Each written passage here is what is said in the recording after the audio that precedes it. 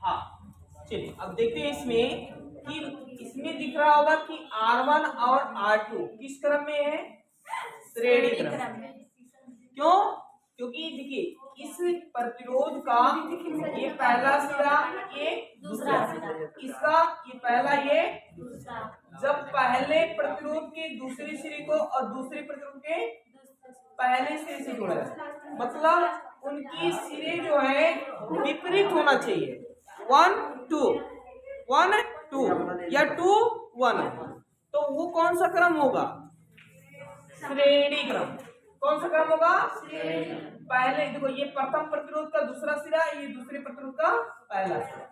अगर ऐसे हैं पहले सिरे को दूसरे में जोड़ा जा रहा है तो श्रेणी क्रम ही होगा, है ना? तो ये श्रेणी क्रम है, तो लिख देंगे R1 तथा R2 श्रेणी क्रम में है।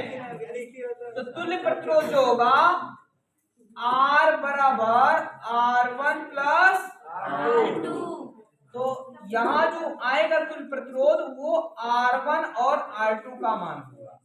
तो R1 का मान देख के बताओ 3, R2 का मान तो कितना आएगा? 4। अब देखो यहाँ इसमें R3 मैंने माना, इसको R4 माना। ये देखिए इस क्रम में है समांतर। क्यों है? क्योंकि ये इस प्रतिरोध का पहला सिरा ये है और ये दूसरा सिरा, इस प्रतिरोध का ये पहला सिरा, ये दूसरा। जब समान सिरों को एक साथ जोड़ा जाता है, देखो ये पहला ये है, ये भी पहला है, समझे ना? ये भी पहला है, ये भी पहला है। जब पहले सिरे को एक साथ जोड़ा जाएगा और दूसरे को एक साथ जोड़ा जाएगा तो वो समांतर क्रम बनता है। क्या बनता है? समांतर क्रम। तो फिर यहाँ लिखेंगे R3 तथा R4 किस क्रम में है? समांतर क्रम में है।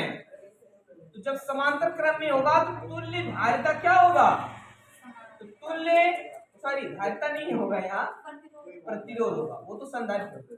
तुल्य प्रतिरोध 1/R = 1 R1 प्लस R2, लेकिन यहाँ हमने क्या माना है?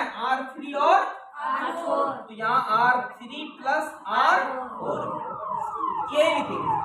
अब देखिए R3 का मान देख के मुझे बताइए, 2, R4 का 2, दोनों का चलिए तो 1/R देखो दोनों का हल क्या है? अंश को एक और एक को जोड़ेंगे कितना आएगा? 2। बहुत अच्छा हो गया, चलो 2/2 कट करके 1 आएगा। इसको देखो इसको उल्ट देंगे कितना देगा? 1 के 2 आएगा बच्चा, 1 पूरा। तो टोटल कितना आया? 1। टोटल आएगा 5।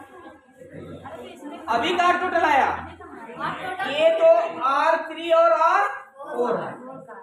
देखिए लगा जब इन दोनों को हल किए हैं तो आपका R1 R2 आया। इन दोनों को जब हल किए तो ये R3 और R4। तब इनको और इनको जब ध्यान से देखेंगे तो ये किस क्रम में बन जाएंगे? श्रेणी क्रम। किस क्रम में बनेंगे? श्रेणी क्रम बनेंगे। तो फिर यहाँ नीचे लिख देंगे R1 और R2 एक साथ और R3 और 4 किस क्रम में है?